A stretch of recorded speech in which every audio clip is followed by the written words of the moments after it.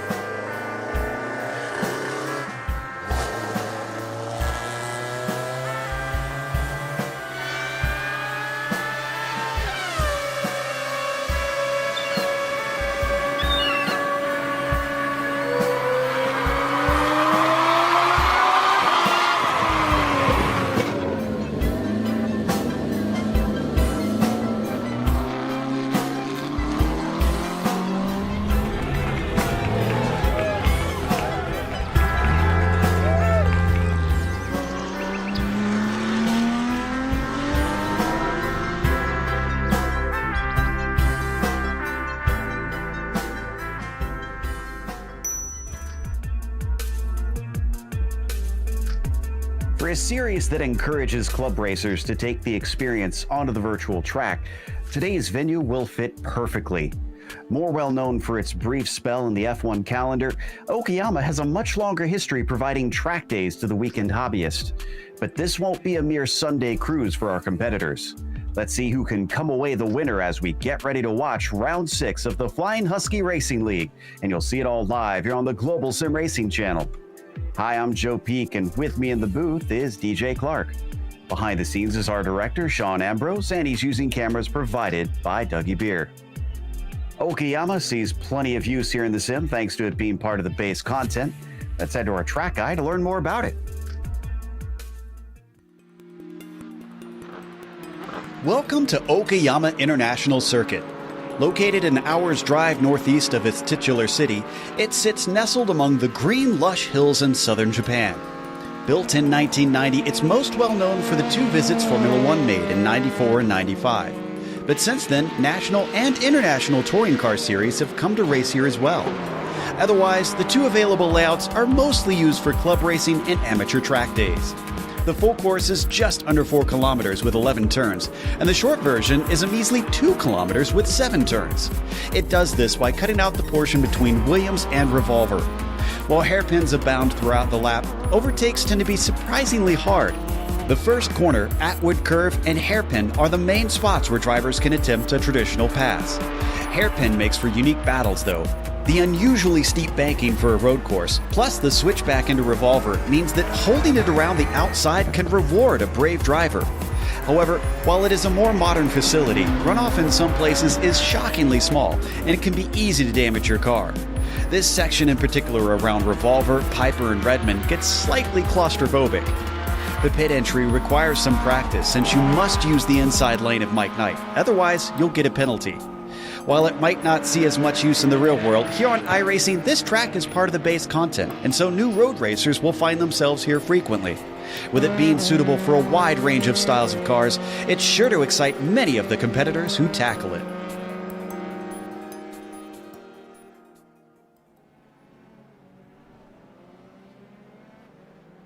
As I mentioned, it is a track very familiar to the drivers if they've been road racing at all on iRacing for any amount of time. But the stats make it look like there isn't much to it. 11 turns and 2.3 miles to try and tackle, which is a relatively short lap compared to most circuits, but it is very technical around here. It's also very stop-start. You can see the number of hairpins is immense, and you would think that would offer plenty of chances to pass, but every time we come here, it seems that drivers have difficulty trying to make overtakes successful. So track position could be important out there, but also keeping the mistakes down could make the decision for who is the victor here today. Since we saw last round, many of the drivers slipped up at Silverstone. So will they do the same here today? But here today, we also want to tell you about our sponsors, including Norsled, which is a nonprofit animal welfare organization dedicated to rescuing, rehabilitating, and finding homes for unwanted, abandoned, and abused husky dogs. Today, every Flying Husky Racing track day or car event benefits Norsled with a portion of the proceeds donated to them. Even if you can't adopt, you can still help and ensure care for these amazing animals through your support. Save a Husky. For more information, contact Todd Curtis through email at todd@flyinghusky.racing. Also, Flying Husky Racing is a car club based in the Pacific Northwest that delivers premium track days and car events for automotive enthusiasts. FHR is dedicated to safety development and building community among members and participants. Find out more on the web at flyinghusky.racing. Flying Husky Racing, track days are the best days. For today's event, DJ, why don't you run us through the race details?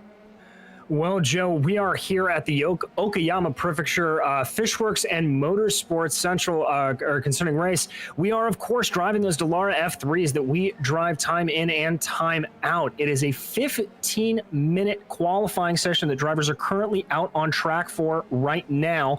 And then it will be a 25-minute race. And then this is crucial. We have seen this play many, many times into the races previously. There will a faster pair available, and as quick of a lap as Okayama is, I certainly think that may come into play, and if drivers are able to play their cars right, they may be able to take a faster pair and still be up pretty high in the points.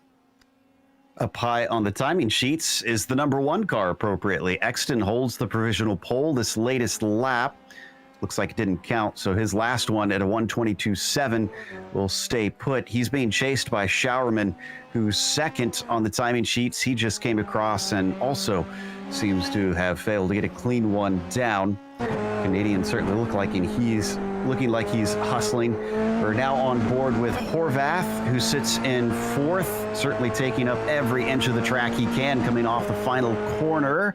And this most recent one is his fastest at a 23.2. That'll get him up to 3rd. That's a good lap for him. Here comes Michael Broomhead trying to improve on a 126.7. He does so with a 126.6. And though it doesn't look like that's going to bump him all that far, Curtis now coming across the line. He's got a pretty good time with a 125. Not able to go any faster, though, with a 126.1. Gene Hawks up next, who's currently last on the field in 10th. See if the number 9 can go quicker than this 35.3. As he crosses, a 42.4 is not going to do it. 2 cars close together, Salnave and that's Doherty. Neither of them set to time that lap. Yeah, a lot of drivers really struggling with those track limits. Now we keep an eye on Tyler Scarali. He's currently in 4th place right now, able to go faster there. Nice job for Scarali with the 23 flat. Now let's see if Exton can improve. No, that's going to be a slow lap for him. And Showerman once again behind him. And Showerman finds a little time at 22.7, putting him within 17 thousandths of Jacob Exton. That is a very tight gap. Just a little bit will help. And Horvath found a little bit too much coming through one of the corners as he went off into the gravel. Back to Broomhead once again, and usually far down in this double aughts. He's trying to steal as much slipstream as he can off of Horvath. And he's good to try to take that on the main straightaway there. You see Broomhead able to improve. That's a good lap that's going to stick. He's up to 4th, but it's good to take that draft on the straightaway. But with the long corners here at Okayama, you can get a lot of aero wash and really throw you off time, as it looks like Todd Curtis not going to be able to improve here on this lap out. Yep, 72 is going to have to try again. They got 5 minutes left, taking about a minute and a half to try and get through. What about Doherty with that 24.2? Is only his 2nd timed lap. This latest one not going to count either. Gene Hawks this time. Looks like he had a mistake somewhere out there that discounted it. Scarali once again. Everybody having trouble trying to keep a clean lap. That's not surprising, Joe. You know, open wheelers like this, especially the little more powerful ones, as they're Exton able to improve on a good lap. Let's see if Garber can do anything here. He's currently sitting with a 124.7. He's able to go a couple of tenths faster if that lap is going to stick, and indeed looks like it does. But normally we're used to seeing some lesser powered open wheelers around here, sort of the super Formula type cars. These Formula 3s got a lot more speed, and so it's not exactly surprising that they're running wide. So Broomhead now pulling along Horvath. Broomhead improves to a 22.9 and jumps himself up to 3rd. Horvath does not get a quicker one down. He'll stay in 5th, just peeking in on those front 2 rows. Here comes Todd Curtis next. Curtis brings it off of the line. Looks like a good run for him thus far. Comes to the line. If this sticks, it'll be a good lap for him. That's a 25 dead, and indeed, that is going to hold steady, but he's going to stay in 8th place. Yeah, those gaps get pretty big at the back of the field, so they need a lot to try and get themselves another position. Doherty looks like, 24-3. That goes a little quicker, but I don't think he jumped up the order. What about Scarali? Doherty did gain positions, apparently. As big incident there that is unfortunately trickling down amongst many of the drivers. Yeah, it looks like Showerman collected. Garber able to avoid a lot of it, though, so he's going to try to improve here on that 7th position right now.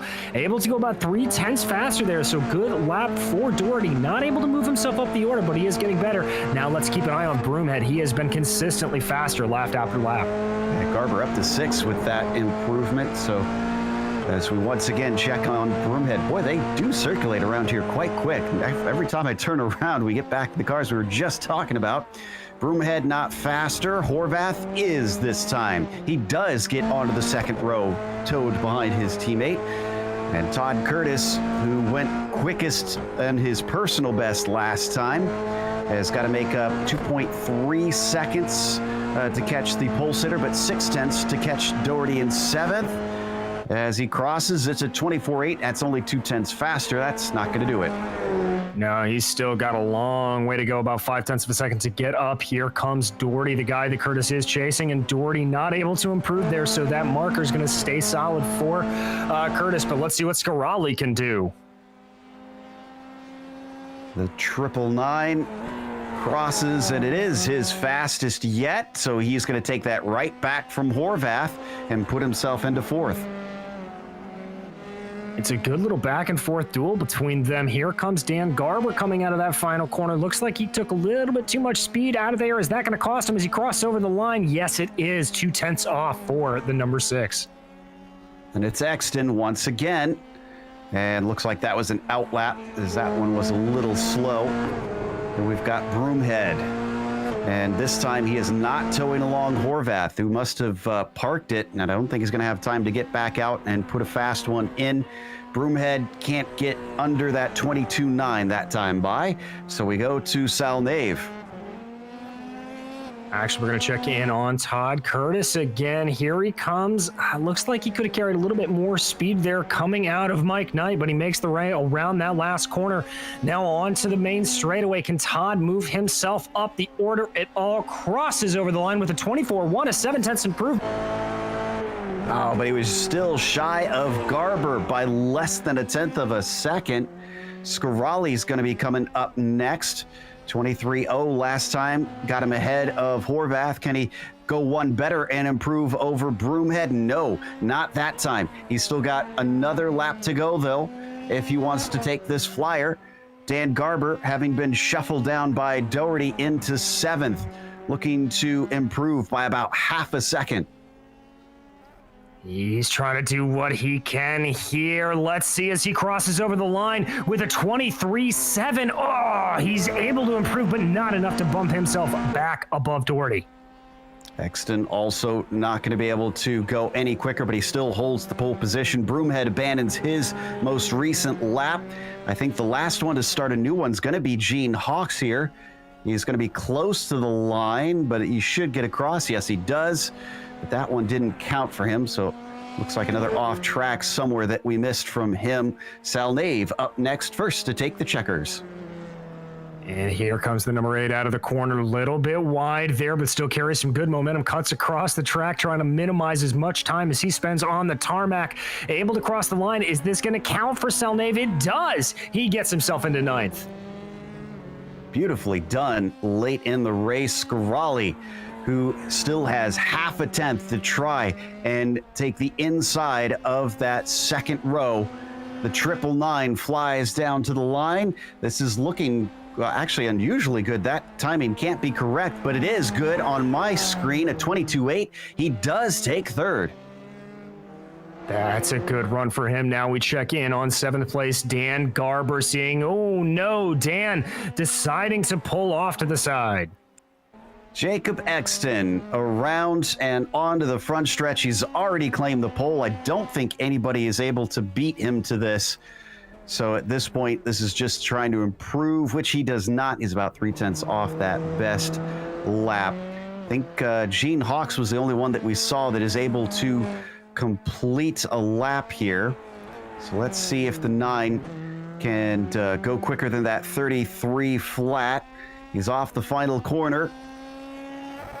He's got to make up about 3 seconds to catch Hans.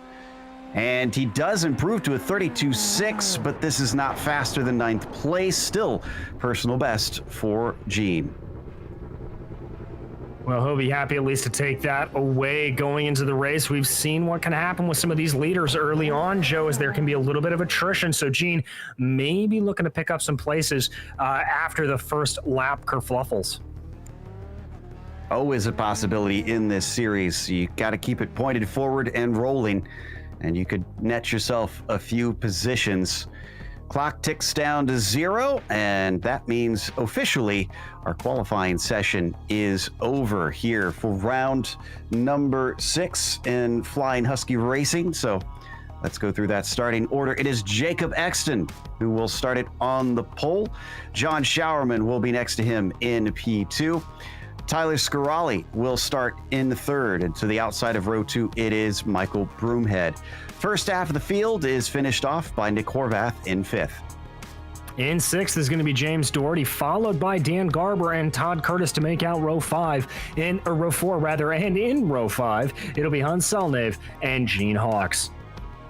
I like this. They've made sure that with them being up in the hills, this is definitely in a mountainous area, kind of tucked away here, Okayama. They've brought the pace truck so that the car has an easier time getting to the track, I suppose. So we ride on board with our pole sitter, Jacob Exton, trying to get those tires and brakes all heated up and ready to go to get a good shot off the last corner. Can he defend down that long front stretch and keep anybody from getting the slipstream and attacking him into turn 1? Pace truck should be peeling away. There it goes. Exton waiting. Everybody getting nice and tucked up behind, looking for a good start behind him. And away goes Jacob. Green flag is out for Flying Husky Racing. It's a very good jump for the number 1. Showerman has no response. Same thing with Scarali. Might see a little action back between Broomhead and Horvath. Nick gonna take a little peek, but nothing doing into the first turn. Otherwise, it's a clean start. It is indeed, and I'm sure some of these leaders are going to be very, very happy about that. Running a little bit wide there. I think Exton and Showerman both catching a little bit of the curb on the exit of Williams, but now they line up into Atwood as they come around that long 180-degree corner, and this is where the draft comes into play, Joe. Exton way wide at that hairpin, but he managed not to lose too much time. Look at him weave down the backstretch. Showerman tries to keep covering the inside so that Scarali can't attack, but Scarali a little deep into the corner, and he's got some internet connection issues. Broomhead watching behind hungrily. Is indeed Scarali just trying to get whatever he can forward here. Broomhead trying to get a little move, but I think that attack may have opened up there very slightly to Nick Horvath. Absolutely, and Horvath only a mere 4/10 behind him. That's quite a train of cars, frankly. It goes all the way back down to Garber in 7th, essentially starting up at Scarali in 3rd. Yeah, it really is, and it's kind of the nature of Okayama. You're just constantly moving this way and that, so it's very, very hard to build a gap. Flying down the main straightaway here. Ooh, looks like Broomhead's closing in ever so slightly again, decides not to go for the move, but I think that battle for P3, Joe, that may be the best one. They're riding with Broomhead. Oh, way wide off into the gravel. Scarali's going to give 1 up, maybe 2. Horvath's got better speed. Has to go the long way around through the Moss S. He is going to move himself into 4th. 2 positions down for Tyler. Oh, and that's what can happen. I talked about carrying too much speed through the corners. We check out Nick Horvath here on a very, very heads-up move to get past his rival in the 999. Looks like Scaralli's got some good speed, though. He may try to make a move. No, he thinks better of it. He's going to stay in line. Big amount of brake smoke from up in front, though. I think that was Broomhead locking him up in front of them, but didn't hinder him. Broomhead still got a handy gap of about 1.2 seconds back to Horvath. Watching Garber, who is all over the rear wing of James Doherty, now make that wheel-to-wheel. Down into the combination of Redmond and Hobbs. He's easily passed. Garber gets 6th.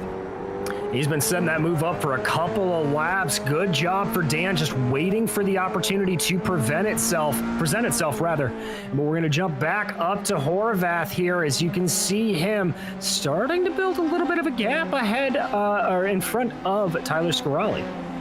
Yeah, Scaralli, who started ahead of him after that off, doesn't seem to really be able to close it in quickly, but maybe he's just trying to collect himself and get a little calm before he starts to push and try to chase him down. Up at the front of the fields, Jacob Exton has been unfazed himself, about 1.3 seconds down to John Showerman. First and second have remained the same since the drop of the green.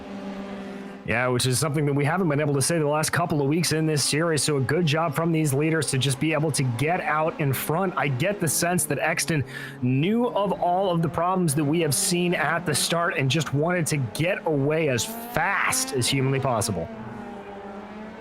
So far, so good. They still got a lot of the race left to go. We're gonna watch Horvath here and that 382. This is really where things start to tighten up amongst the drivers. Otherwise, the top three have been spreading apart. Scaralli chasing, Garber back there, and James Doherty. Oh, it looks like we had a little bit of it off behind them. I think Todd Curtis may have brushed the wall. Scaralli makes another mistake. He is stuck in the middle of the track coming into that last corner. He's going to get it turned around. Let's see what caused this. And Todd's happened before this, so we might have to jump back a bit. He didn't even touch the grass. That's bizarre. I think what happened there, Joe, is he actually took a little bit too much of that inside curbing, got up onto it, and then that threw the car off balance. Let's check out what happened to Todd Curtis, though. This is going down the backstretch. Yeah, I think this happens between Redmond and Hobbs. So we'll take a few of these corners here.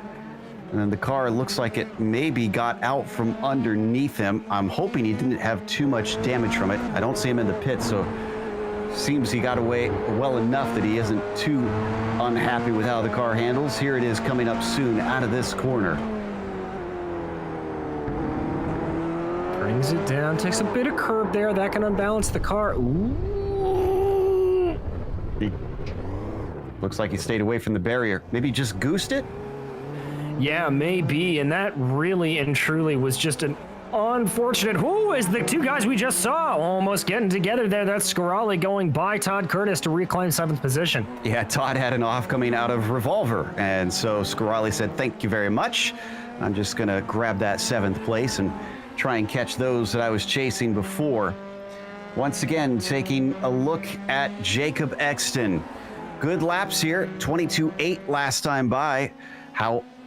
And that is about half a second quicker than Showerman, it looks like that time. 23.2 from John.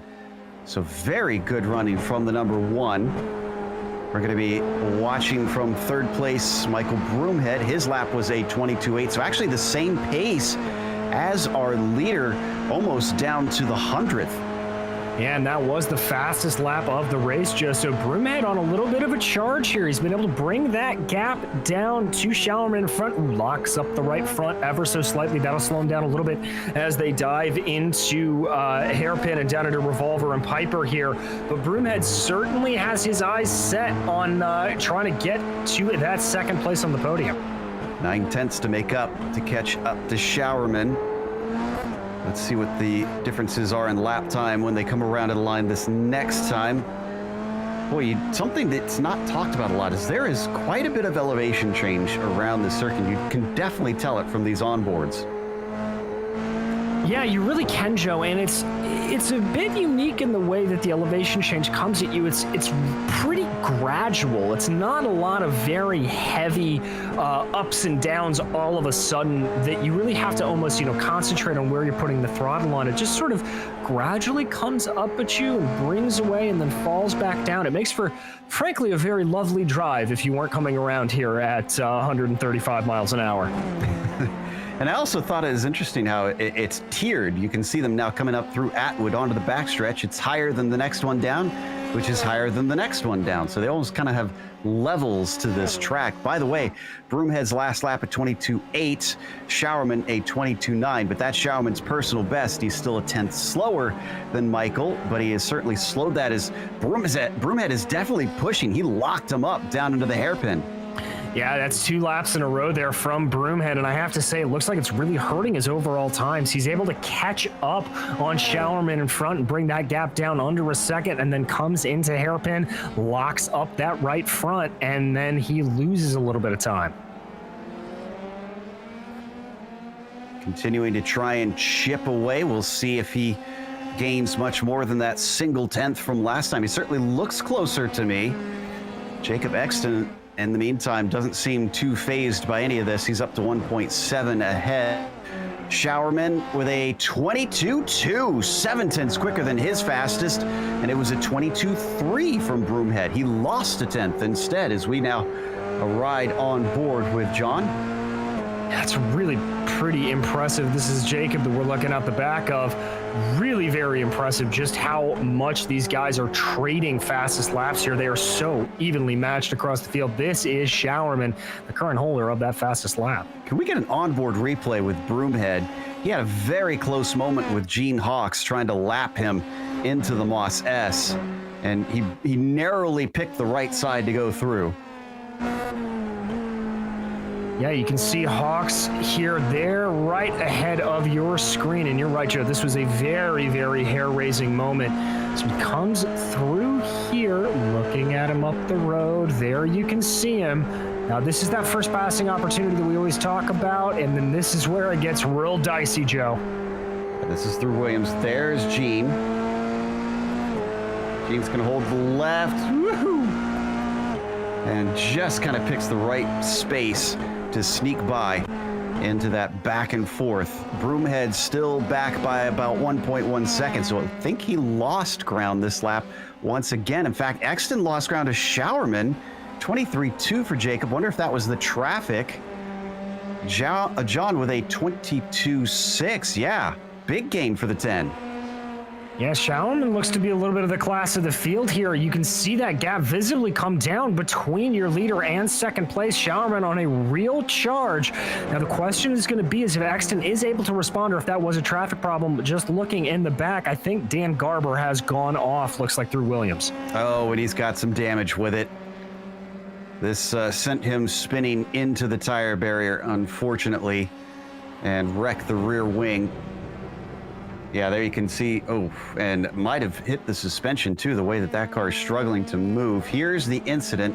It's going to be into Williams. Now, I found out something interesting today. Apparently last year, they updated this track, added a chicane for motorcycles in this corner, which obviously is not in this scan on iRacing.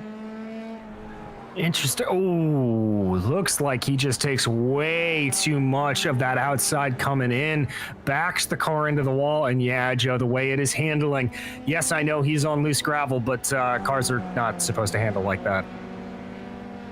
And he had to take a tow. The car was too damaged to continue, which means I believe he is going to fall back to around 9th as Gene Hawks is also sitting in the pit lane. So we still have 8 cars running, and Exton continues to lead them.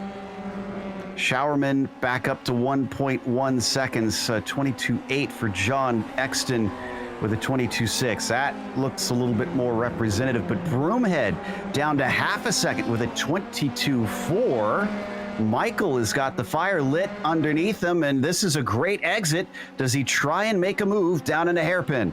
It's the best opportunity we've seen from the 00. Let's see what he's got. He tries to position the car to the outside. Showerman goes defensive. Broomhead looking for maybe a little bit of an over-under, but it's not going to be there. Now they've got Hansel. Oh, that was Broomhead off into the grass. Good, he was able to collect it. I don't know how he did that, but lap traffic of Hans there is going to slow him down a little bit. Yeah, that split them up. Exton had to try and tiptoe through the hairpin as well, trying to overtake Hans. Love that we're going to be able to get to see an onboard of this. Watch, he didn't move. That is just ultimate faith in the car. A great job there from Michael Broomhead.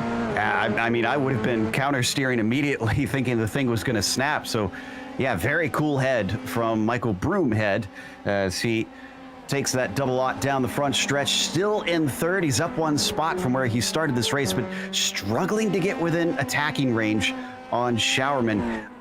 I'm not sure if this is just down to mistakes or if maybe he's getting a little bit of dirty air off that 10 car. Well, I certainly think, especially through the first sector, Joe, it is very, very hard to follow. You're dealing with long, flowing corners. You don't really come down hard into the gearbox until really the hairpin. And then that second, that's the end of the second sector when you're going through hairpin, Revolver, Piper, Redmond, Hobbs, in through those. That's where you're down into it. But in that first sector, there is so much dirty air coming off the front of the car that it does get very hard to follow.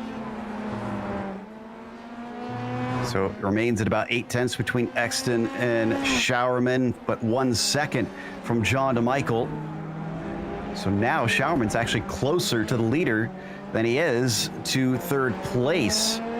Can John maybe utilize a mistake from our pole sitter to sneak into the top spot? So far, so good from the one. Traffic has not been his friend, but otherwise, I don't think we've seen any mistakes out of him. No, not really. He's just been driving a very, very steady race. I think he is probably keeping an eye like we are on those last lap times, just knowing a delta he's got to be driving to, and thus far has done a great job just managing the race. Speaking of which, if you want to get involved in the conversation with Flying Husky Racing, don't forget the hashtag Track Days Are the Best Days. The drivers and fans use that one to talk to one another on the various social media outlets that they use. We hop on board with Broomhead, plunging down into the hairpin once again. Ooh, gets it down to 6/10 this time. Looks like this time it was the mistake from Showerman because he lost a couple tenths from Exton as well. Yeah, and I've been watching those laps through there, and every time it looks like Broomhead's able to draw things down a little bit more. I have to say that it looks like he loses a little bit of time coming down through Revolver and Piper. Able to keep a little bit closer this time out, but still very close across the board. It's all going to be down to, I think, who can minimize those errors in this race. And never say never with this series, because we've seen in the past that even those with big leads have thrown away easy victories in the past. Broomhead once again, quickest lap of the race at 22 flat. Yeah, Michael's really on a push here, but that gap, well, it's only about 8/10 of a second based off of my marking, so these gaps in front definitely starting to peel down a little bit more.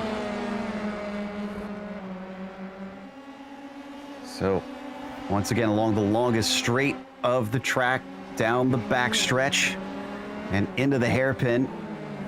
They're all closing in to one another now. 7/10 between John and Jacob. 6/10 between John and Michael. This is what we like to see, closing together, giving us a thrill for the end. 9 minutes left to go. And worth mentioning, since we haven't really talked about it much at all since the early stages of the race, they've got a big gap back to fourth. It's already 5 seconds, 6 seconds down to Nick Horvath, who isn't able to keep up. Yeah, he's really just running a race of his own here at this point, as he's got a gap of about 18 seconds up the road to James Doherty. We keep our eyes focused here. gap still holding at about 0.7 of a second between all three drivers. They dive into the first corner, let those cars run wide. This is where that dirty air can maybe upset you a little bit if you're not thinking about driving this like an oval driver. Maybe poke your nose to a little bit of an offline position, try to get some clean air on one of the sides of that wing. See if anybody takes your advice. Up through Atwood, a little wider coming off the corner from John Showerman, so that may have helped. They're all equidistant still, just about half a second between them, and so close but so far because nobody able to get within range. Another lockup from John. Broomhead sees that and he closes down to within 0.3. This is the tightest he's been to that gearbox for the whole race. Now, if he can keep the power down here, he has a little bit of an opportunity coming into Redmond, decides not to take it. That's smart. Ooh, looks around the outside. Oh, but that cost him some time. May have thrown away a good chance here unless he can get a monumentous exit off of the final corner. And they've got traffic. That could help. Hawks trying to stay out of the way. Yes, that did cause a bobble for Showerman. He's slow off the corner. Broomhead knows it. He's going to go down to the inside as they approach the first corner. Not always the biggest braking zone, even though they get a lot of speed up. He has the inside for the first part, but not for the second. Does Showerman try and fight back? He's trying to keep that overlap, but it's not enough. Great move by the double lot. That was brilliant from Broomhead, but I don't think John Showerman's quite done with this story yet. Dives it down the inside of Atwood. They're going to be in a flat-out drag race when it comes to the backstretch. Almost come together. I think they did. I thought I saw that green and white car hop. That lost him some speed. He tries to get within the slipstream. I wonder if he got some damage. He does not look quick right now. Deep on the brakes. They're going to come together. Both of them off the track. And behind them, here comes Horvath. He's going to snatch both of them up and move into second. And Broomhead, I think, tried to put a little bit too much juice coming back onto the track and spun it. Let's take a look at the replay. It's a shame that it came down to that. They were having such a great battle before then. They really and truly were, and I've got to say, I just think that was a little bit of John Showerman not anticipating just how much Broomhead was going to be slowing down there. Hadn't really had to run that close behind somebody before in that situation, and it's just so hard to see after that. And yeah, Joe, I think you're right. Showerman indeed has damage. He's coming down pit lane. Oh, no. Well, that'll send him even farther down the order. Doherty's easily going to be passed. I think Scarali, too. He might be able to get out in front of Todd Curtis in 7th. So Horvath is loving this as he's moved himself up from 5th into 2nd. Broomhead still stuck in 3rd, which is where he was before. It's a little bit of an insult to injury there, I think, for Michael Broomhead, that he is just on a circular motion and back in 3rd. There we see that driver. Lucky, I have to say, not to pick up any rear wing damage there or anything to the suspension after that little knock with Showerman. Todd Curtis did get by John, so he's got at least one position that he's probably eyeing in the last 5 minutes of this race. I'm not sure he'll be able to get many more after that because it's 18 seconds up to Scarali in front of him. Todd Curtis running in 6th after starting in 8th, a 2-position gain for the league organizer. And so that'll be a good feather in his cap. He's driven a really consistent race here, but we're going to jump back up to the battle with P4 as this is Scarali closing in on Doherty. This is turning into a little bit of a scrap here.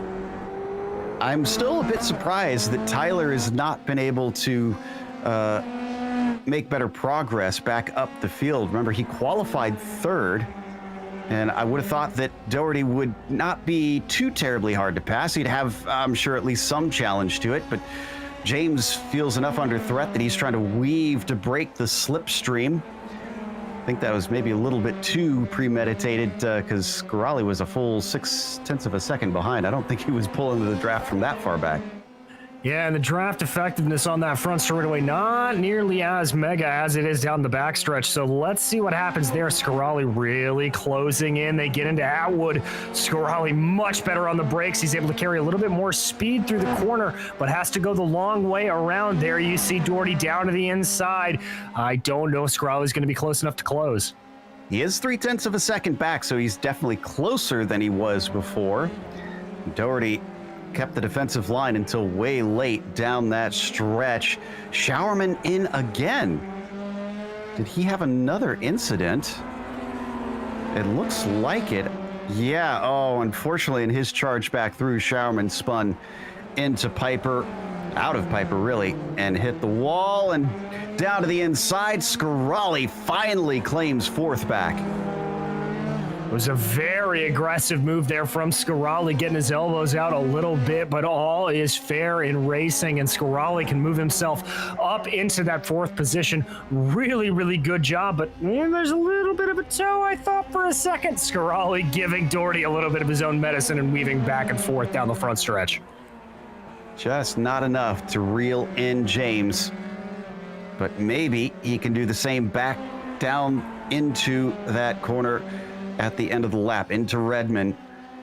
That was a bit of a sneaky move. I've seen passes into there before. It's always difficult to make cleanly, but props to the 999 for getting that to stick. Yeah, it isn't always the easiest, but you can use a little bit of the track. That's part of that elevation change that we talked about, Joe. As you come in through Redmond, you do go up the hill slightly, so you can carry a little bit more momentum on the inside and make it work to your advantage, and that's exactly what Tyler Scarali did. Ooh, it's going to be very tight on if we're 2 to go or 1 to go here. I'm watching the leader. A minute 30 left. They're running laps in the 122s. It is 2 laps to go. Just getting across in time. Yeah, so Exton's just going to keep carrying on, but we're going to check back in on this battle, riding on board with James Doherty here as they make their way through the last couple of corners on this track. That was Hobbs, now down through Mike Knight. You can see him not taking exactly the entirety of the track. That's going to cost him a couple of hundredths, if not a full tenth a lap. Just needs to let that car run a little bit wider and really carry as much momentum as possible.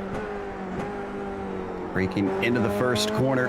And whoa! And Doherty seals the deal for Scarali with a big spin. And I think, yeah, nobody's coming behind him to take this position away, but he will get going. Jacob Exton is going to get the white flag next time by. Puts another lap on Hans in the number 8. That number 1 shod car ready to take a victory here in Japan. He's got 6 seconds back to Horvath, so he can't have any major mistakes. He can't have any huge off tracks or damage to the car, but he could definitely relax a bit. Yeah, I certainly can. I would not be surprised if I saw him just backing off a little bit here. Crosses over the line as our timer runs out. So this is the white flag lap for the number 1. And I got to say, Joe, he is earning that number here today. Absolutely.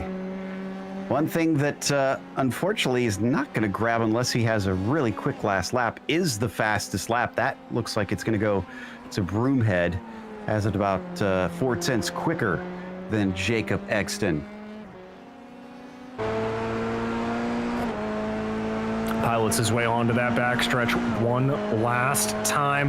That slow rolling hills like we talked about. Gets back onto the binders about there. Rings it in through the hairpin. Nice little bit on camber corner there for him. And only a couple more corners to go here for this Canadian driver until he gets to the checkered flag. Put it on pole, had a good start, got threatened a little bit here and there from a few drivers, but otherwise he had this thing on a ball and chain. So the number 1 comes out of the final couple hairpins into Mike Knight, and now one last turn to go. He could basically cruise to the finish from here. Jacob Exton is going to win round 6 in Flying Husky Racing. Horvath follows him home with a well-earned second place, and Michael Broomhead kicking himself, wondering what could have been having been so close to not only second, but even a win if he just had been a little more mistake-free. Yeah, indeed. And there you see John Showerman crossing the line a lap down in 7th. It's the same story for him as well. Looks like Todd Curtis is going to be our last one across the line on the lead lap. So we're going to take a quick break here on the Global Sim Racing channel. We'll come back with the unofficial results as well as driver interviews. So stick around.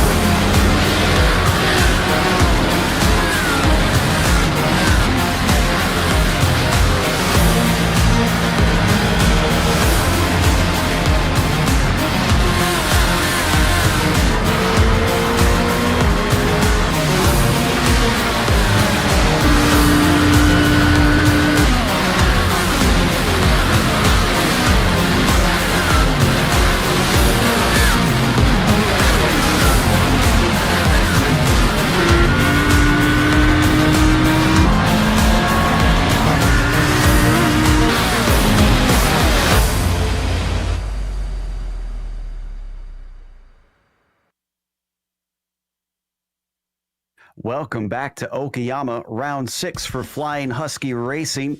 Wound up seeing Jacob Exton taking the win over Nick Horvath, but there was a lot of pressure from other drivers on Jacob throughout the race. It was Michael Broomhead being one of them who still claimed 3rd, and Tyler Scarali climbing up to P4, with James Doherty winding up in 5th. Todd Curtis climbing up to 6th was the last one on the lead lap, and Showerman was the other one who we thought maybe had a chance to try and overtake for the lead, but it just wasn't meant to be after a few mistakes. Garber finished 8th, Salnave in 9th, and Gene Hawks rounds out your top 10. We're going to talk to our winner here today, Jacob Exton. And Jacob, you certainly had control of this race, but for a brief while, it looked like Michael and John were kind of giving you the screws. Well, I think this has been the hardest race I've had so far. I'm sweating buckets as we're talking right now.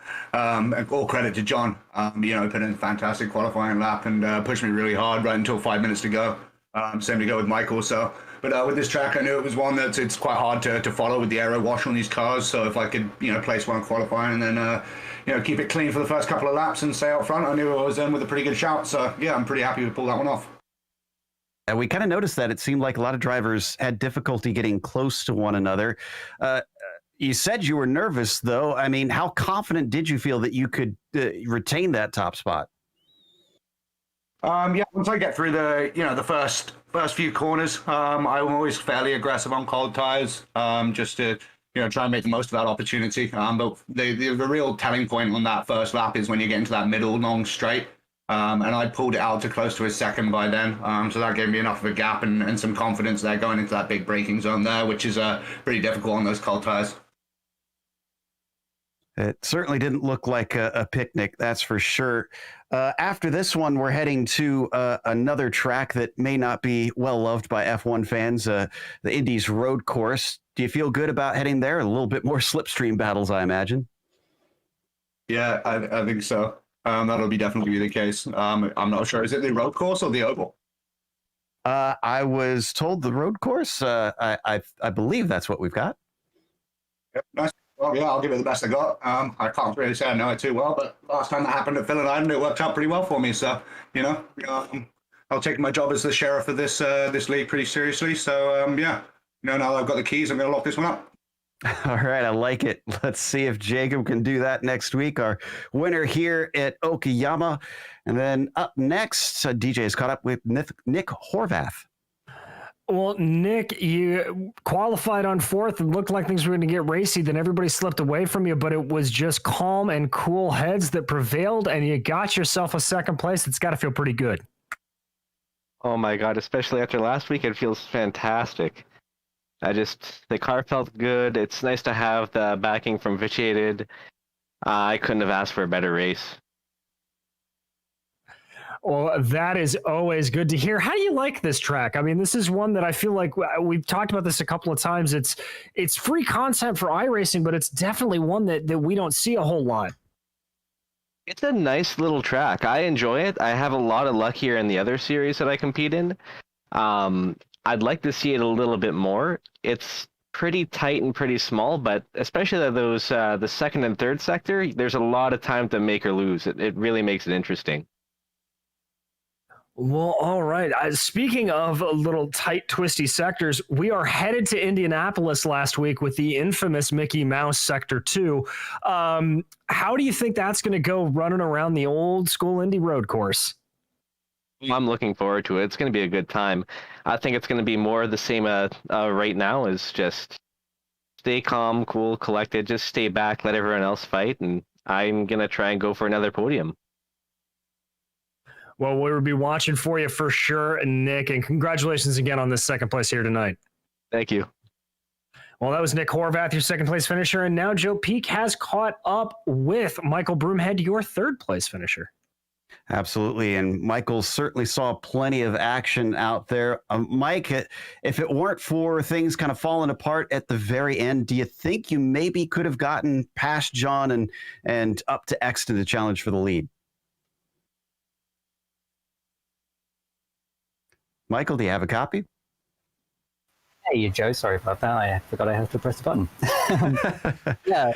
So I had a bit of pace for John and Jake. The gap was starting to compress a little bit towards the end there, and I was hoping to have a run on them. Obviously, I had a run on John and got past him at that point. But I mean, Jake and John were both very fast. It was very hard to keep up with them, and the previous few rounds I've had some pace, so I was hoping to have that, but a little less today. But well done to Jake and Nick for top two there. We saw a number of lockups from you today, especially into the hairpin. Were you struggling at all with the car under braking? I had the brake bias a little bit further forward, just because it sort of grabbed a little bit in the rear into some of those corners, and I didn't really want to pitch this thing sideways. So I just put a little bit forward and just sort of accepted a slight lockup. But I was trail braking around those corners, so it shouldn't have been too bad. So I was happy to take that a little bit just to keep a little stability, really. You're getting close to wins, and it seems like it's a lot of mistake mitigation for many drivers at these recent tracks. Do you think the top step is on the cards for you? I certainly hope so. I think I've shown that I have good pace in this series. This track is a little bit more stop-start than, say, Silverstone, which is a lot more fast, which is where I'm in my element. But yeah, I think it's certainly possible. We have a good selection here. We've got Mosport, which is a home track for me in the real world. So hopefully we can have a good showing there as well. That should be a fun time. That was Michael Broomhead, who finished third here today at Okayama. Finally, I believe DJ has caught up with Todd Curtis, who took home a sixth. I have indeed. And Todd Curtis, as we said, getting a sixth place here today. And I think most importantly, you were telling me a couple of weeks ago that you really wanted to finish on the lead lap. And Todd, if my numbers are right, you did it, my friend. It's about time, huh? It's taken all these races, but we're finally there. I have this tendency to get a little bit more consistent as the race picks up and a little bit faster, and that happened here again. I never did quite replicate my best lap in practice, but it felt good toward the end just to finish up cleanly. And hey, if my big accomplishment could be finishing on that lap, then I will take it. You got to start somewhere. Exactly. You got to start building from it and building that up. You know, Okayama is sort of one of those tight and twisty circuits. And I got to say, like, massive kudos to the fact that this is such a shorter circuit that you were able to stay on the lead lap. But is this starting to become a little bit of your forte then, one of these more narrow kind of technical tracks? They're kind of fun, you know. I think just in terms of keeping busy while you're out there, it can be a little different on the sim than in a car. And so those long straightaways, man, it's easy to kind of tune out. I remember when we raced at Le Mans, by the end of that thing, I was like, whoa, right, there's a braking zone coming up. So keeping nice and busy and active, not always able to anticipate what comes up next as well as you'd like.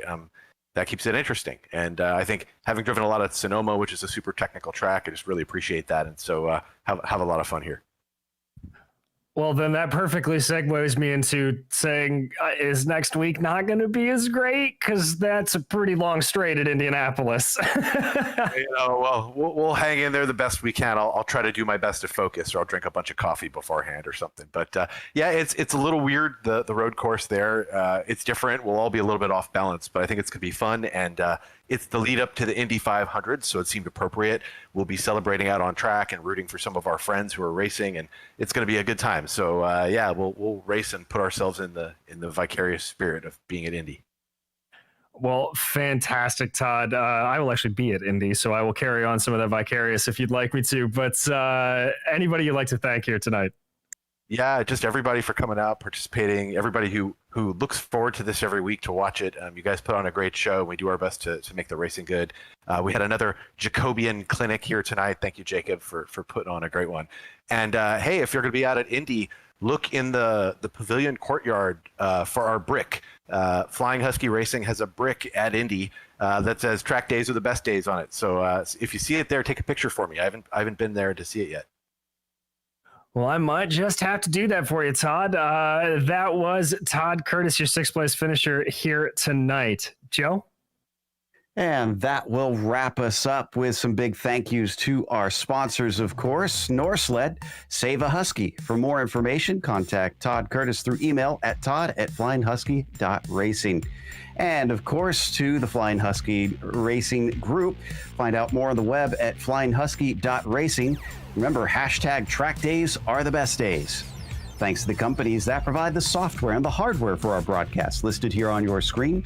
And additional thanks to June Lalonde, who provides our wonderful music. See the screen for how to get hold of more of her great work. And thanks to the team today, DJ, Sean, and Dougie. If you'd like to find out more about GSRC, including upcoming races, you can find it at globalsimracingchannel.com. You can check out our social media outlets listed at the bottom of the screen. If you'd like to support the channel, there's also our merchandise store at simracingmerch.com/GSRC. We got a link in the description below. Don't forget to subscribe to our YouTube channel so you don't miss a moment, because the next race in a week's time will be at Indy Road, Tuesday, May 25th at 11:30 p.m. Eastern. We also have upcoming races for other series listed on the screen, so check those out and mark them down on your calendar. Until next time, race clean, race hard. We'll see you on the track.